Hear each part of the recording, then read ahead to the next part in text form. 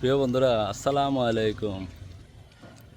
আজকে হঠাৎ বন্ধুদের নিয়ে বান্দরবান চলে আসলাম। এই দেখুন, সবাই হেঁটে হেঁটে উঠতেছে।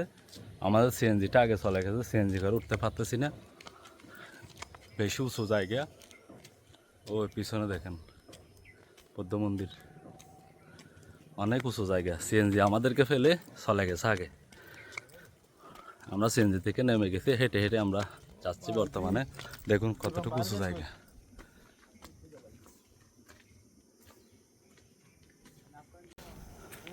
প্রিয় বন্ধুরা, আসসালামু আলাইকুম। দেখুন পাহাড় কত সুন্দর, আল্লাহর দেওয়া নিয়ামত। কতগুলি আমরা অনেক উপর, এখন উপর থেকে নিচ পর্যন্ত দেখা যাচ্ছে। ওই দূরে দূরে যেগুলা বাড়ি দেখা যাচ্ছে, দেখুন একটা টাওয়ারও দেখা যাচ্ছে। আমরা এখন অনেক উঁচুতে। ওই দেখুন আমাদের সিএনজিটা দাঁড়িয়ে আছে, আমরা হেঁটে হেঁটে আসতেছি। অনেক উঁচু জায়গার কারণে সিএনজিটা আমাদের নিয়ে উঠতে পারতেছে না, সেজন্য আগে সিএনজি তুলে দিয়ে আমরা হেঁটে হেঁটে আসতেছি। আস্তে আস্তে অনেক উঁচু জায়গা, না আসলে বুঝবেন না উপরে, নিচ থেকে উপরে ওঠার কষ্টটা কতটুক।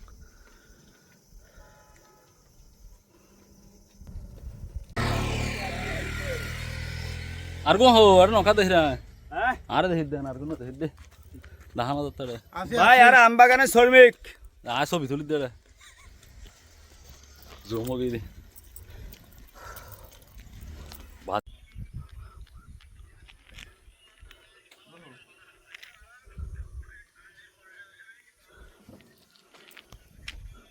এটা হচ্ছে আমাদের নিয়ে আসছে সিএনজিটা আদনগর থেকে। এখান থেকে আদনগর গেছিল রিজার্ভ আম নিয়ে। ওখান থেকে আসার সময় আমরা সব বন্ধুরা মিলে সিএনজিটাতে করে আসছি। সিএনজিটা আমাদের রেখে আগে উঠে গেছে, অনেক উঁচু জায়গা। আমরা 5-6 জন নিয়ে সিএনজিটা উঠতে পারতেছে না, সেজন্য আমরা নেমে হেঁটে হেঁটে আসতেছি। সিএনজিটা ওদিক থেকে একটুখানি ওঠার পরে যখন সমতল পেয়েছে, তখন আমাদের সঙ্গীদের নিয়ে স্টার্ট দিছে। পাহাড়ে অনেক উঁচু জায়গা, কিন্তু না আসলে কিন্তু বোঝা যাবে না, আসলে বুঝতে পারবেন নিচ থেকে উপরে ওঠা কতটুকু কষ্ট।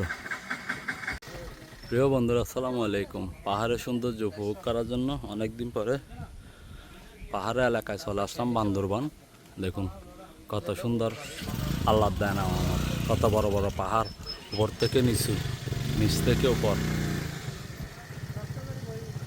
পাহাড়ের মধ্যে জীবনযাপন করতেছে। দেখুন টিনের বাড়ি, এটা পাহাড়িদের থাকার জন্য।